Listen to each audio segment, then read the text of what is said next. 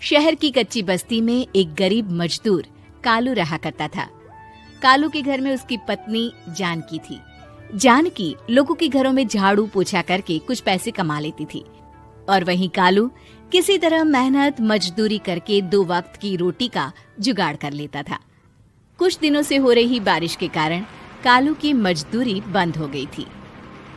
अरे जानकी, इस बार तो बरसात ने हद ही कर दी, रुकने का नाम ही नहीं ले रही। कुछ समझ में नहीं आ रहा, अगर इसी तरह काम पर नहीं गया तो 2 वक्त की रोटी का जुगाड़ कैसे होगा। अरे तुम चिंता क्यों करते हो, बारिश का क्या है, 1 आध दिन में रुक जाएगी और उसके बाद में फिर से काम शुरू हो जाएगा। अरे 3 दिन तो हो गए, बरसात तो रुक ही नहीं रही है और आगे भी रुकने के कोई आसार नहीं दिख रहे। तो क्या हुआ, तुम्हारा काम बंद हुआ है ना? मैं तो अभी भी लोगों के घर झाड़ू पोछा करने जाती ही हूँ। मेरे पगार से कुछ दिन तो निकल ही जाएंगे। अरे घर का खर्चा तो हम किसी तरह चला लेंगे जानकी, लेकिन ये जो छत टपक रही है इसका क्या करेंगे? ये बात तो आपकी सही है। हमारी झोपड़ी अब काफी पुरानी हो चुकी है और इसके छप्पर में भी कई सारे छेद हो गए हैं। रात भर पानी टपकता रहता है। अरे मैं भी इसी बात से बहुत परेशान रहता हूँ। कहीं किसी दिन ज्यादा बारिश आ गई तो हमारी झोपड़ी टूटकर बिखर ना जाए। राम राम राम, ऐसी अशुभ बातें क्यों करते हो? अरे ऐसा कुछ नहीं होने वाला। ये झोपड़ी ही तो हमारा सब कुछ है। अगर यही नहीं रही तो हम जाएंगे कहाँ?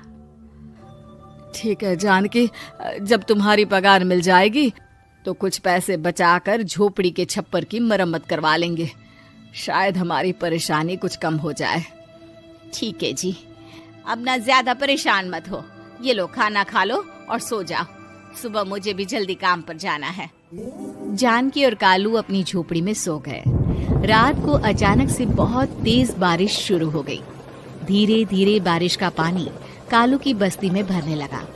पानी भरते भरते झोपड़ी के बाहर तक पहुंच गया था। सुबह के वक्त जब कालू और जानकी सोकर उठे, हे भगवान, ये क्या हो गया? बारिश का पानी तो हमारे घरों तक पहुंच चुका है। अब मैं काम पर कैसे जाऊंगी? रहने दो जानकी, तुम आज काम पर मत जाओ। ऐसे पानी से निकल कर जाओगी और बीमार पड़ गई तो लेने के देने पड़ जाएंगे। लेकिन अगर नहीं गई तो मालकिन लोग नाराज हो जाएंगे। आप जानते हैं ना, बड़ी मुश्किल से 1 दिन की छुट्टी भी नहीं देती है। अरे लेकिन जानकी, झोपड़ी के बाहर तो पूरी बस्ती में पानी भरा है, तुम जाओगी कैसे? जानकी जैसे तैसे करके काम पर चली जाती है, लेकिन अगले दिन फिर से बहुत ज्यादा बारिश होती है और बस्ती में ज्यादा पानी भर जाता है।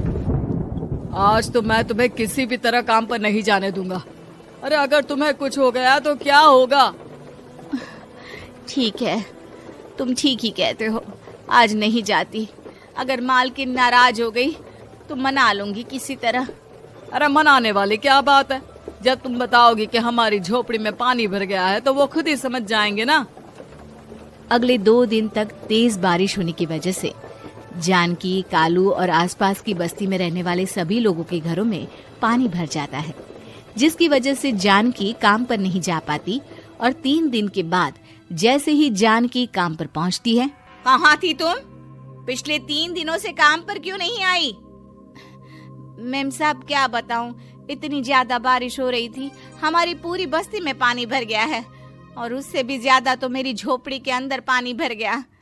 आप ही बताइए कैसे आती मैं? इसका मतलब ये हुआ कि बारिश होगी तो तुम काम पर नहीं आओगी? ना ना, मेरे कहने का ये मतलब नहीं था मेम साहब। तुम जानती भी हो 3 दिन से कितनी परेशानी हो रही है मुझे। सारा काम मुझे खुद करना पड़ा। माफ कर दीजिए मालकिन जी, पर मैं क्या करती, आने के लिए रास्ता ही नहीं था। सब जगह पानी भरा हुआ था। बहाने तो तुझे बहुत बनाने आते हैं। जानकी देख, अगर अगली बार ऐसा किया ना तो फिर काम से हमेशा के लिए छुट्टी। अरे ना ना मालकिन, ऐसा मत कीजिए। बारिश की वजह से मेरे पति की मजदूरी भी छूट गई है। बड़ी मुश्किल से घर में 2 वक्त खाने की रोटी का जुगाड़ हो पाता है। आप मुझे काम से निकाल देंगे तो हम क्या खाएंगे? अगर इतनी ही चिंता है तो फिर रोजाना काम पर आया करो। चलो अब जल्दी से जाकर घर का सारा काम करो। बारिश रुकने का नाम ही नहीं ले रही थी। पूरे शहर में बाढ़ जैसे हालात बन गए थे। लेकिन नौकरी जाने के डर से जानकी किसी तरह रोज काम पर जाती थी। एक दिन जब जानकी काम करके अपने घर लौट आई तो अचानक उसकी बस्ती में कुछ लोगों का शोर सुनाई दिया। अरे लगता है बाहर कुछ हुआ है, मैं जाकर देखता हूँ। हाँ हाँ, पता तो कीजिए, ये बस्ती में लोग इतना शोर क्यों कर रहे हैं? बाहर जाकर कालू ने एक आदमी से पूछा। अरे क्या हुआ भाई, इतना शोर क्यों मचा रहा है?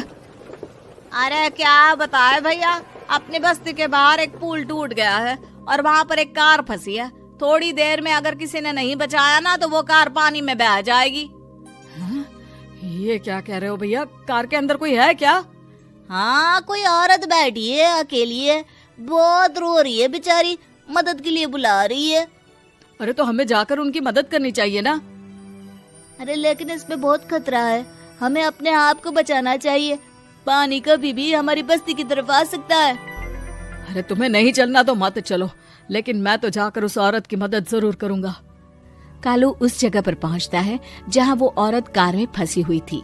वहां पर पानी का बहाव बहुत तेज था और सारा पानी कालू की बस्ती की तरफ ही आ रहा था।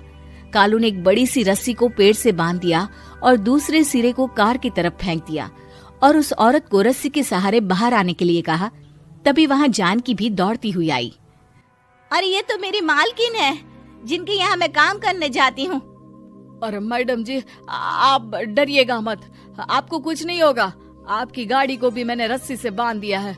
थोड़ी देर में पानी का बहाव कम हो जाएगा, फिर हम आपकी कार को भी बाहर निकाल लेंगे। क्या तुम जानकी के पति हो? हाँ हाँ, जानकी मेरी ही पत्नी है, आपके यहाँ काम करती है ना। लेकिन मेम साहब, आप यहाँ पानी में कैसे फंस गई? अब क्या बताऊं, मैं अपनी सहेलियों के साथ पिकनिक पर गई थी, वहीं से लौट रही थी। अचानक पानी का बहाव तेज हो गया और मेरी गाड़ी फंस गई। अरे कोई बात नहीं मालकिन, अब ना आप बिल्कुल सुरक्षित हैं। मैं तो बहुत बुरी तरह डर गई थी, कब से मदद के लिए चिल्ला रही थी, लेकिन कोई मेरी मदद के लिए नहीं आया। भला हो तुम्हारा पति का जिसने मेरी जान बचा ली। लेकिन जानकी, मैंने तुम्हारे साथ बहुत गलत व्यवहार किया। इतने खराब मौसम और बाढ़ में भी तुम्हें काम पर आने के लिए कहा, नौकरी से निकालने की धमकी भी दी, और तुमने मेरी जान बचाई। मुझे माफ कर दो। अरे कोई बात नहीं मालकिन, आपकी जान बचाना तो हमारा धर्म था। देखो जानकी, तुम्हारी झोपड़ी में जो भी नुकसान हुआ है उसके लिए मैं तुम्हें पैसे दूंगी। आज तुम्हारे पति ने मेरी जान बचाई है और आज के बाद मैं तुम्हें कभी भी नौकरी से निकालने की धमकी नहीं दूंगी। आज मैं तुम्हारी परेशानी को अच्छी तरह समझ चुकी हूँ। हम जैसे पैसे वाले लोगों के लिए अपने घर में बैठकर बारिश का मजा लेना बहुत आसान है, लेकिन तुम गरीब लोगों के लिए बाढ़ और बारिश काफी परेशानी खड़ी कर देते हैं। ये बात मुझे आज अच्छी तरह समझ आ गई है। आपका बहुत बहुत धन्यवाद मालकिन। शहर की कच्ची बस्ती में एक गरीब मजदूर कालू रहा करता था। कालू के घर में उसकी पत्नी जानकी थी। जानकी लोगों के घरों में झाड़ू पोछा करके कुछ पैसे कमा लेती थी और वहीं कालू किसी तरह मेहनत मजदूरी करके 2 वक्त की रोटी का जुगाड़ कर लेता था। कुछ दिनों से हो रही बारिश के कारण कालू की मजदूरी बंद हो गई थी। अरे जानकी, इस बार तो बरसात ने हद ही कर दी, रुकने का नाम ही नहीं ले रही। कुछ समझ में नहीं आ रहा, अगर इसी तरह काम पर नहीं गया तो 2 वक्त की रोटी का जुगाड़ कैसे होगा। अरे तुम चिंता क्यों करते हो, बारिश का क्या है, 1 आध दिन में रुक जाएगी और उसके बाद में फिर से काम शुरू हो जाएगा। अरे 3 दिन तो हो गए, बरसात तो रुक ही नहीं रही है और आगे भी रुकने के कोई आसार नहीं दिख रहे। तो क्या हुआ, तुम्हारा काम बंद हुआ है ना? मैं तो अभी भी लोगों के घर झाड़ू पोछा करने जाती ही हूँ। मेरे पगार से कुछ दिन तो निकल ही जाएंगे। अरे घर का खर्चा तो हम किसी तरह चला लेंगे जानकी, लेकिन ये जो छत टपक रही है इसका क्या करेंगे? ये बात तो आपकी सही है। हमारी झोपड़ी अब काफी पुरानी हो चुकी है और इसके छप्पर में भी कई सारे छेद हो गए हैं। रात भर पानी टपकता रहता है। अरे मैं भी इसी बात से बहुत परेशान रहता हूँ। कहीं किसी दिन ज्यादा बारिश आ गई तो हमारी झोपड़ी टूटकर बिखर ना जाए।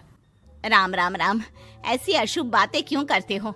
अरे ऐसा कुछ नहीं होने वाला, ये झोपड़ी ही तो हमारा सब कुछ है। अगर यही नहीं रही तो हम जाएंगे कहाँ?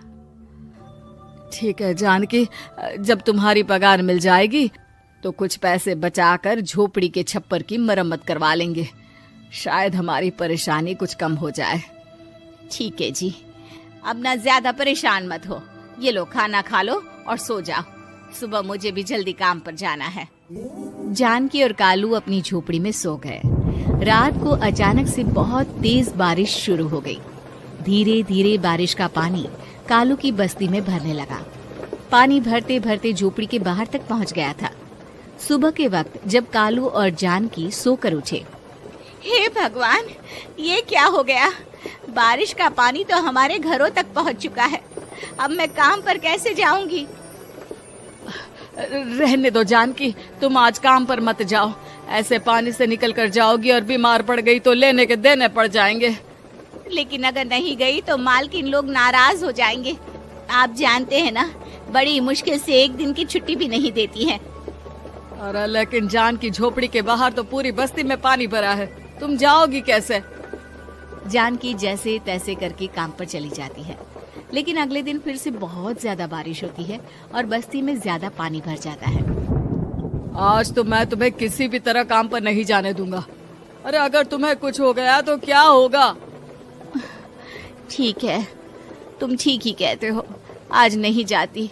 अगर मालकिन नाराज हो गई तो मना लूंगी किसी तरह। अरे मनाने वाली क्या बात है?